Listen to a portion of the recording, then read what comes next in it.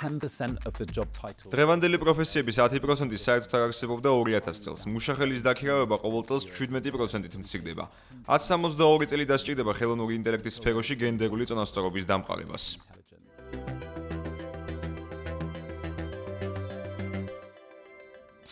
მოგესალმებით ევრონიუსის გადაცემაში მთავარი კითხვა, რომლის ფარგლებშიც ბიზნესის სფეროში ძალიან გავლენიან ადამიანებს ვესაუბრებით. დღეს ჩვენთან სტუმრად არის ჯოშ გრაფი, LinkedIn-ის მმართველი დირექტორი და ევროპის დეპარტამენტის ვიცე-პრეზიდენტი. დიდი მადლობა, რომ მობრძანდით. წლის დასაწყისში პლატფორმა LinkedIn-მა გამოაქვეყნა თავისი პირველი ანგარიში იმის შესახებ, თუ როგორ იცვლება დასაქმების სურათი. მაინც როგორია ძირითადი მიგნებები. იკვეთება ორი ძირითადი ტენდენცია, რომლებმაც პირადად მე გამაკვირვა. პირველი ის, რომ ახალბე და მუშახელი ორჯერ მეტ სამსახურს გამოიწვის, ვიდრე ისინი, ვინც 15 წლის წინ შევიდა შრომის ბაზარზე. მე გავიზარდა ისეთ დროში, როდესაც ნორმალურად ითვლებოდა, რომ ადამიანი ერთ ადგილას 20, 25 და 30 წელი მუშაობდა. დღეს სრულად განსხვავებული სურათია. მეორე ტენდენცია არის პროფესიული უნარჩვევების ცვალებადობა. ყოველდღიური საქმიანობისთვის ამჟამად აუცილებელი უნარჩვევების 70% 2030 წლისთვის შეიცვლება.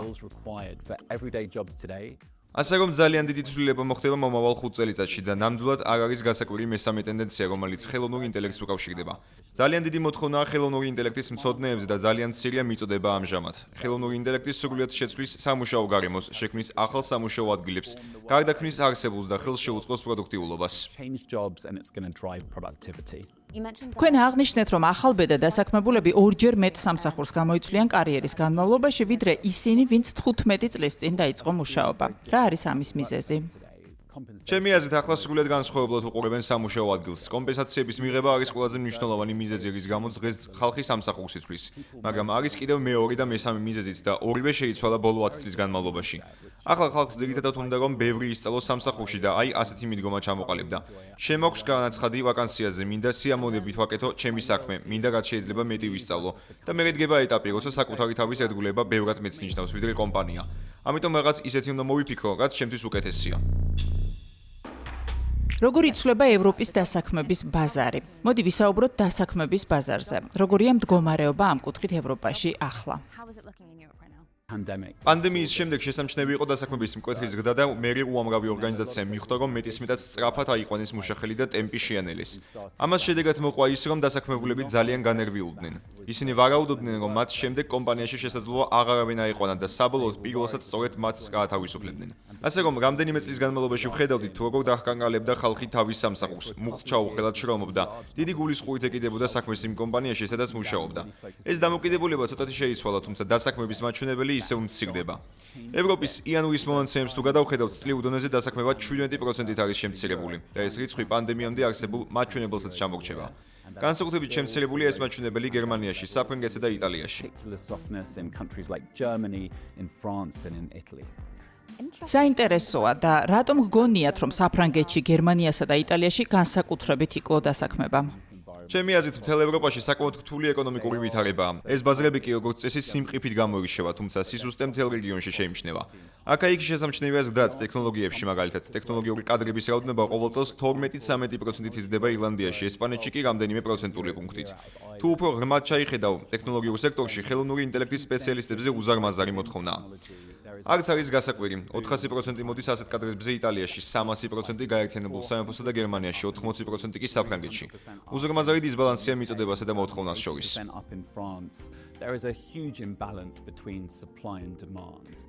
საინტერესოა, რა კი პროფესიები იცვლება, როგორ ხედავთ მომავალს? დღევანდელი პროფესიების 10% საერთოდ არ არსებობდა 2000 წელს. მართალია გვეგონა, რომ ბოლო 25 წლის განმავლობაში ძალიან სწრაფი ტემპით მივდიოდით, მაგრამ ეს არაფერია იმასთან შედარებით, რაც მომავალი 5 წლის განმავლობაში მოხდება. განსაკუთრებით ხელოვნური ინტელექტის დანერგვის შემდეგ, რომელიც ძირფესვენად შეცვლის სამუშაო ადგილს.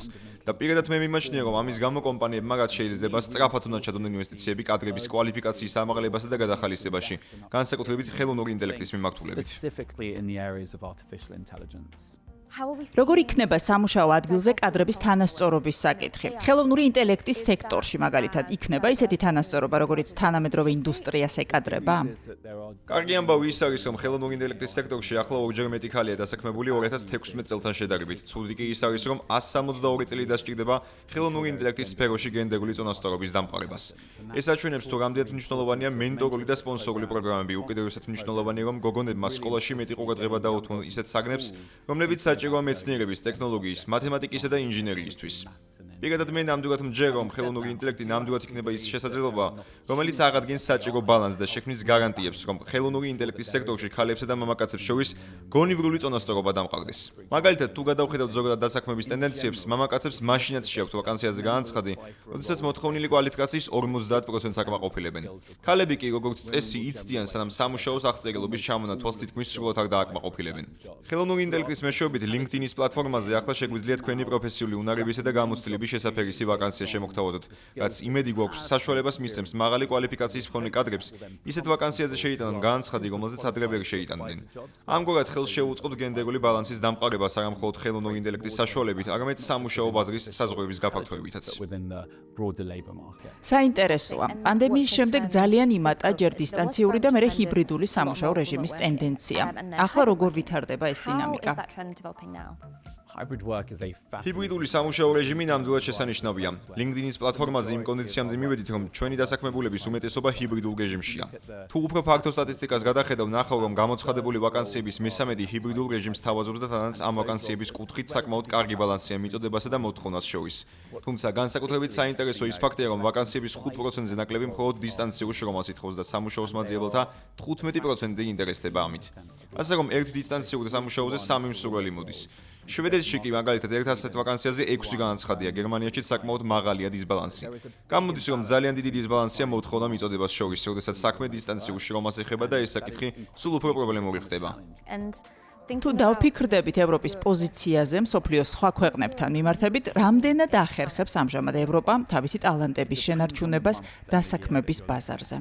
გააჩნია რომელ თვესა და წელს შეხედავ. ზოგადად ევროპა ინარჩუნებს საკუთარ მუშახელს. თუ უკან გავიხედავთ, Brexit-ის შემდეგ გაერთიანებულ სამეფოში დიდი ცვლილებები მოხდა. ტალანტების დიდი ნაკადი გავიდა და ევროპასა და მსოფლიოს დანარჩენ ქვეყნებს დაუბრუნდა. შედეგად გაერთიანებულმა სამეფომ უფრო მეტი პროფესიონალის მიზიდვა ევროკავშირის ფარგლებს გარედან დაიწყო. თუმცა ზოგადად ევროკავშირი ინარჩუნებს თავის საუკეთესო კადრებს. დიდი დავაა იმის შესახებ, რომ ძალიან ბევრი ნიჭიერი ადამიანი მიდის ამერიკაში Silicon Valley-ზე სამუშაოდ, განსაკუთრებით ტექნოლოგიების სფეროში. მაგრამ წყინვალე სტარტაპებია მთელ ევროპაშიც ტექნოლოგიურ სექტორში. მე ოპტიმისტურად ვუყურებ ხელოვნური ინტელექტისა და ევროპის მომავალს. მიმაჩნია, რომ ევროპას უზარმაზარი პოტენციალი აქვს, მაგრამ ასევე მგონია, რომ სასწრაფოდ დღესვე უნდა დაიწყოს მუშახელის კვალიფიკაციის ამაღლება და გადახალისება ხელოვნური ინტელექტის მიმართულებით, რათა ისინი მომავლის პროფესიებისთვის მოამზადო და არა იმ პროფესიებისთვის, რომლებიც წარსულს ჩაბარდნენ. და თუ ხელმძღვანელი პირი ხარ, უნდა გააცნობიერო, თუ რა გავლენის ქონა შეუძლია ამ ტექნოლოგიებს შენს ბიზნესსა და სტრატეგიაზე. ხოლო თუ დასაქმებული ხარ, უკვე უნდა მოსინჯო ყველა ხელმისაწვდომი ინსტრუმენტი. არ უნდა ჩამორჩე, სწორედ ახლა ყველა ინსტრუმენტის ათვისების შესაფერისი დრო. დიახ, ბრწყინვალეა, დიდი მადლობა, რომ თქვენი მოსაზრებები გაგვაცანით. დიდი მადლობა.